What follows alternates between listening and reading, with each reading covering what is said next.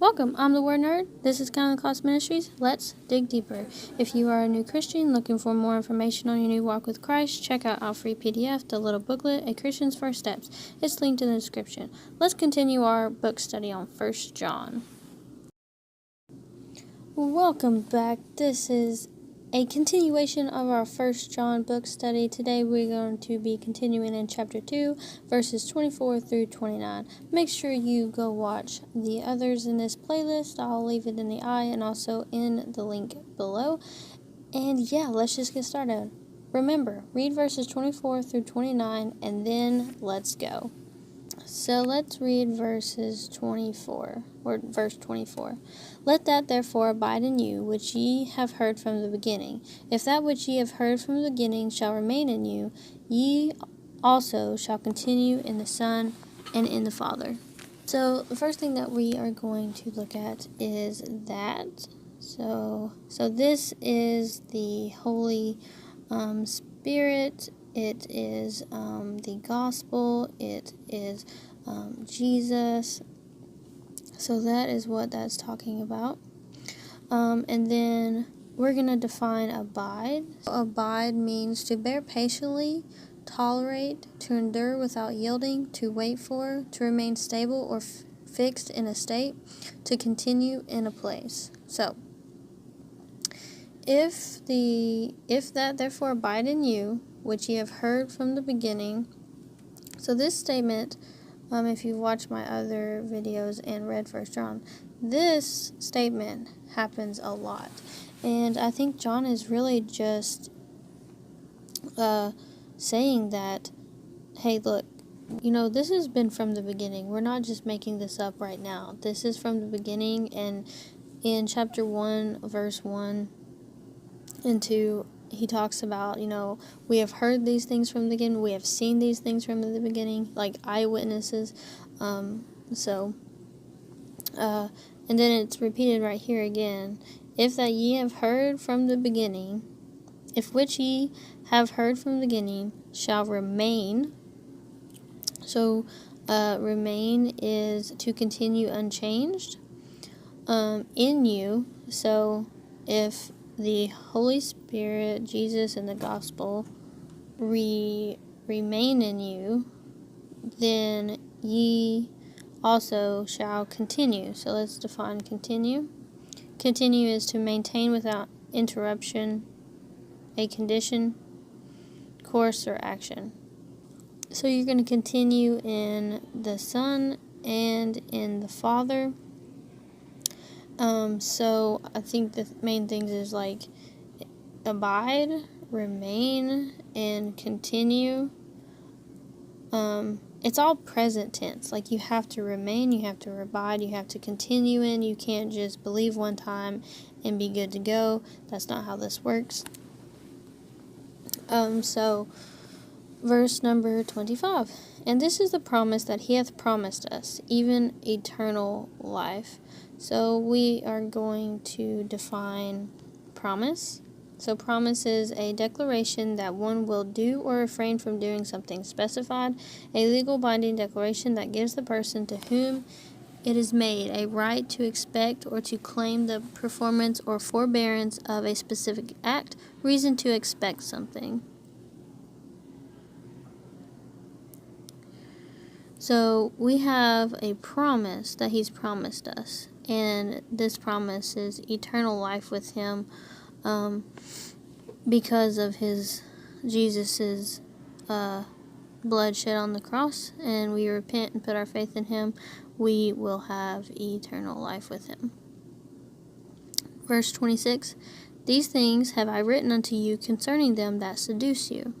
So we're going to look at the definition of seduce. To persuade to disobedience or disloyalty, to lead astray, usually by persuasion or false promises. So I think that, really you can tell that John is like, look, I know people are seducing you, and I think that's another reason why he keeps, saying this. Like, I've seen this from the beginning, what we've heard from the beginning. Don't be seduced by what you're hearing now. Remember, everything is from the beginning, right? So don't be seduced. And that's why he's writing these things, because of the people that are seducing them to believe lies. Alright, let's do verse 27. But the anointing which ye have received of him abideth in you, and ye need not that any man teach you. But as the same anointing teacheth you of all things, and is truth, and is no lie, and even as it hath taught you, ye shall abide in him. So again, we're seeing abide, okay, present tense thing. So we're going to define anointing.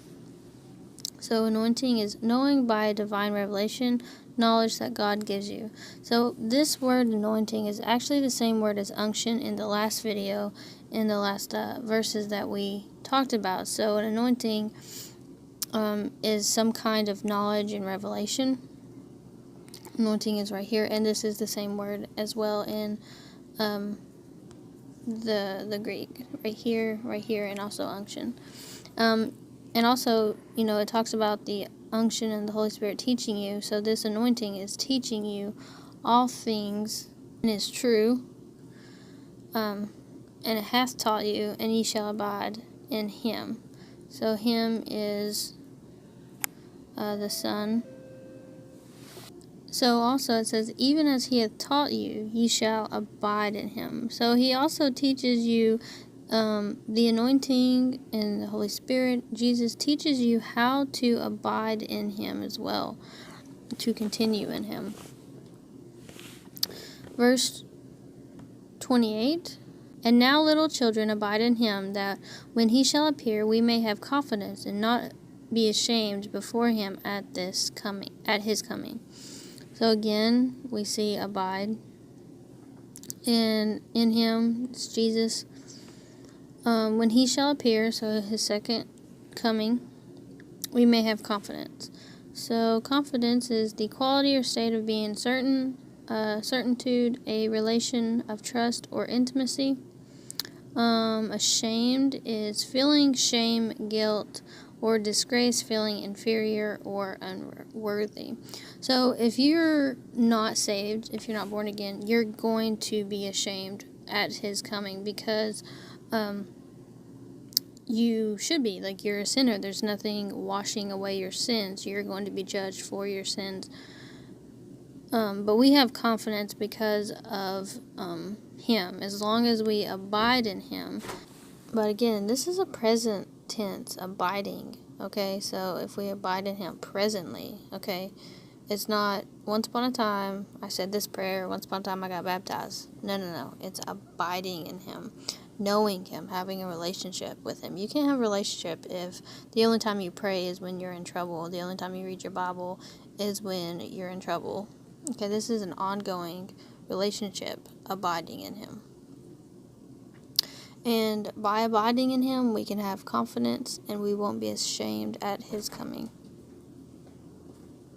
Verse 29, if ye know that he is righteous, ye know that every one that doeth righteousness is born of him.